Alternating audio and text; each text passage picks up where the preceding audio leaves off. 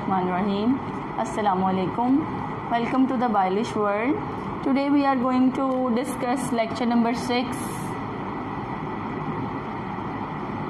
from chapter number 16, support and movement.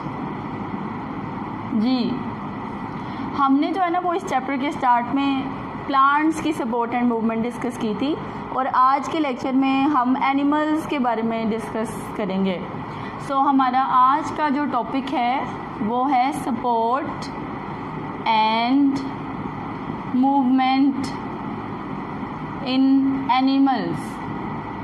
Ji, so सबसे पहले हमारे पास स्केलेटन की एक्सप्लेनेशन करते हैं, क्योंकि एनिमल्स जो हैं उनके पास सपोर्ट और मूवमेंट दोनों के लिए स्केलेटन पाया जाता है।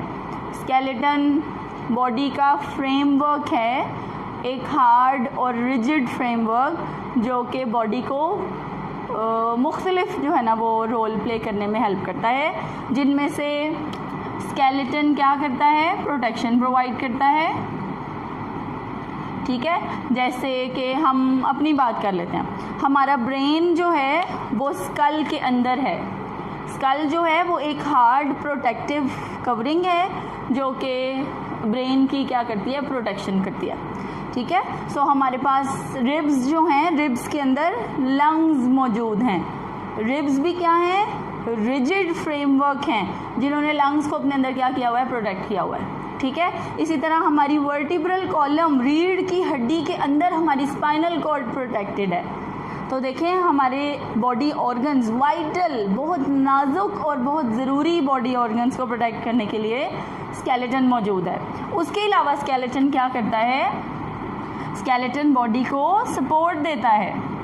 सो हमारे पास सपोर्टिंग स्केलेटन का पार्ट कौन सा है, वर्टिब्रल कॉलम, रीढ़ की हड्डी जो है वो हमारी बॉडी को बहुत मेन सपोर्ट प्रोवाइड करती है। और उसके अलावा मूवमेंट में जो है वो स्केलेटन बहुत इंपॉर्टेंट रोल प्ले करता है।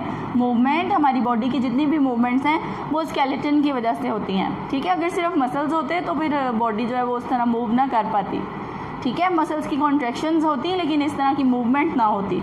सो मूवमेंट में भी हेल्प करता है। सो हमारे पास ये 3 मेजर फंक्शंस हैं जो कि स्केलेटन परफॉर्म करता है। ठीक है, ये तो मैंने अपने स्केलेटन की एग्जांपल्स देके जो है ये समझाया है। ठीक है, वैसे हमारे पास स्केलेटन क्या है, hard and rigid framework of body in animals that gives protection, that gives support and that is responsible for the movement of the body of animals. ठीक है, अब देखें स्केलेटन जो है उसकी हमारे पास 3 टाइप्स हैं। स्केलेटन की टाइप्स ऑफ स्केलेटन कितनी है, 3 हैं। नंबर 1 एंडोस्केलेटन, जो बॉडी के अंदर पाया जाए, जैसे कि हमारा इंसान का स्केलेटन बॉडी के अंदर है। नंबर 2 एक्सोस्केलेटन, जो कि बॉडी के बाहर पाया जाए, जैसे कि आर्थ्रोपोड्स वगैरह, इंसेक्ट्स वगैरह की बॉडी के ऊपर स्केलेटन पाया जाता है। और तीसरा स्केलेटन है जी हाइड्रोस्टैटिक स्केलेटन। तो हाइड्रो मीन्स वाटर, ऐसा स्केलेटन जो पानी के प्रेशर की वजह से एनिमल्स जो है ना वो अपने अंदर मेंटेन करते हैं।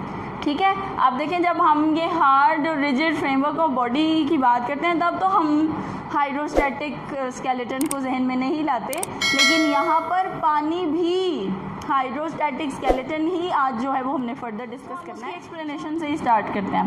हमारे पास है जी हाइड्रोस्टैटिक स्केलेटन, जो कि आज हम डिस्कस करेंगे एक्सप्लेनेशन के साथ। सो हमारे पास ऐसा स्केलेटन है जिसमें पानी का प्रेशर यूज़ किया जाता है। हाइड्रोस्टैटिक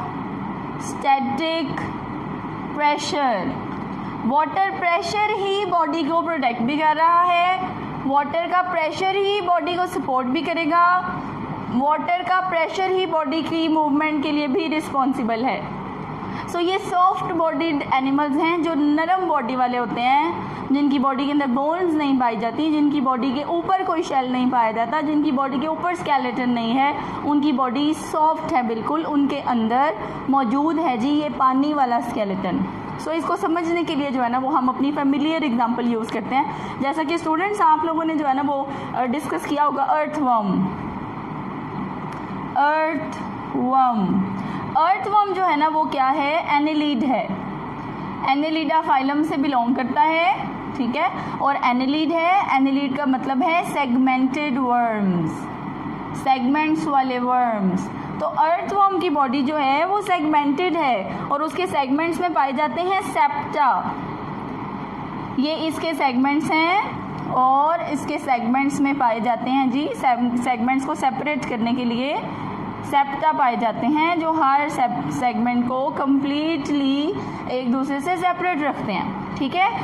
इनके नीचे जो है वो छोटे छोटे स्केलेटन के पार्ट्स जो हैं वो निकले होते हैं जिन्हें हम सीटी कहते हैं, जिनकी वजह से लोकोमोशन में कुछ हेल्प होती है। वैसे तो इनकी बॉडी की प्रोटेक्शन भी पानी की वजह से है, सपोर्ट भी पानी की वजह से, मूवमेंट भी पानी की वजह से, लेकिन ये सीटी जो हैं ये सिर्फ असेसरी जो है ना वो पार्ट है इनकी बॉडी के जो लोकोमोशन में असेसरी रोल प्ले करते हैं। अब देखें ये एक सॉफ्ट बॉडीड एनिमल है।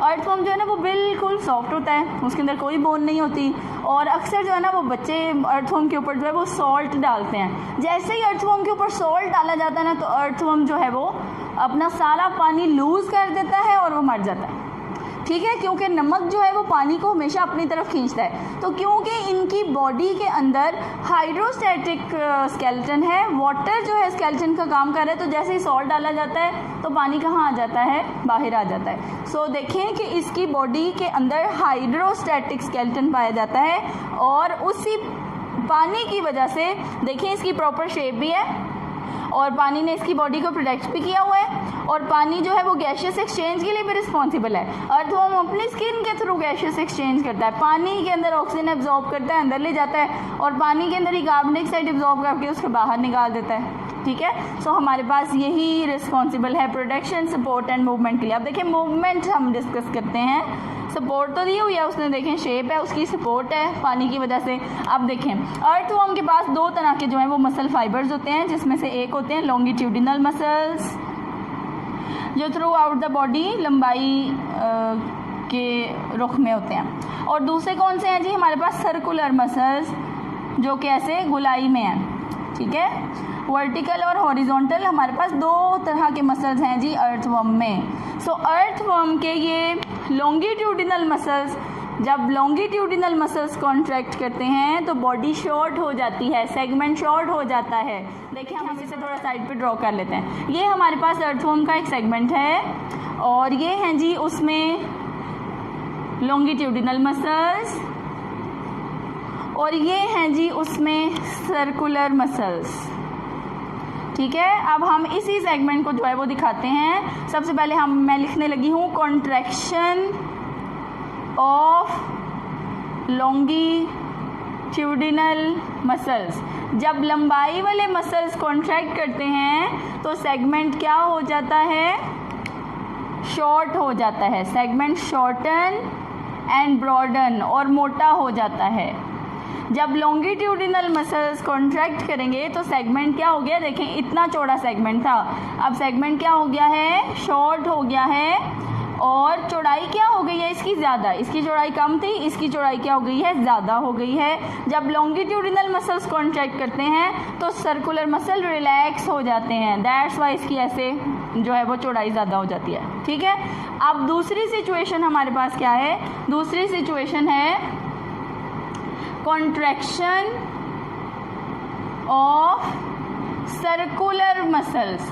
जब सर्कुलर मसल्स कॉन्ट्रैक्ट होते हैं यानी कि ये वाले मसल्स जब कॉन्ट्रैक्ट होते हैं तो सेगमेंट की लेंथ क्या हो जाती है, ज़्यादा हो जाती है और चौड़ाई जो है वो क्या हो जाती है, कम। ये देखें लॉन्गिट्यूडिनल मसल्स रिलैक्स हो गए क्योंकि जब सर्कुलर मसल्स कॉन्ट्रैक्ट करते हैं तो लॉन्गिट्यूडिनल मसल्स क्या हो जाते हैं, रिलैक्स हो जाते हैं। सो देखें ये सर्कुलर मसल कॉन्ट्रैक्ट हुए तो लॉन्गिट्यूडिनल मसल्स रिलैक्स हो गए, लंबाई ज़्यादा हो गई, चौड़ाई क्या हो गई, कम हो गई। इसी तरह अर्थवर्म क्या करता है, अपनी बॉडी के मसल्स को कॉन्ट्रैक्शन और रिलैक्सेशन करवा के मूवमेंट करता है, एक जगह से दूसरी जगह जाता है। अब ये कैसे मूवमेंट करता है, ये इन्हीं जिस सेगमेंट में सर्कुलर मसल्स कॉन्ट्रैक्ट होते हैं उस सेगमेंट की चौड़ाई कम हो जाती है। देखें ये चौड़ाई कम हो गई तो ये सीटी जो है वो ज़मीन के साथ अटैच हो गई, ये सेगमेंट उठ गया। और जहाँ पे लॉन्गिट्यूडिनल मसल्स कॉन्ट्रैक्ट हो जाते हैं वहाँ पर सेगमेंट एक दूसरे के पास आ जाते हैं। देखें ये सेगमेंट इतने पास आ गए एक दूसरे के। इस तरह जब सेगमेंट्स एक दूसरे के पास आते हैं तो अर्थवर्म क्या करता है, आगे से ये देखें यहाँ से अपनी बॉडी अटैच कर लेगा, यहाँ से मसल्स को क्या करेगा, लॉन्गिट्यूडिनल मसल्स को कॉन्ट्रैक्ट करेगा और फिर यहाँ से बॉडी अटैच कर लेगा और फिर इस वाली बॉडी को आगे से मूव कर लेगा। ठीक है, फिर इन लॉन्गिट्यूडिनल मसल्स को कॉन्ट्रैक्ट करेगा, फिर बॉडी को उठा के आगे रख लेगा। ऐसे लॉन्गिट्यूडिनल मसल्स कॉन्ट्रैक्ट और सर्कुलर मसल रिलैक्स होते जाएंगे और बॉडी जो है वो आगे आगे मूव करेगी। सो देखिए यही हाइड्रोस्टैटिक स्केलेटन जो पानी से बना हुआ है यही अर्थवर्म को सपोर्ट भी दे रहा है। देखें ये उसकी सपोर्ट है, यही इसको शेप भी दे रहा है, स्केलेटन से ही तो शेप है।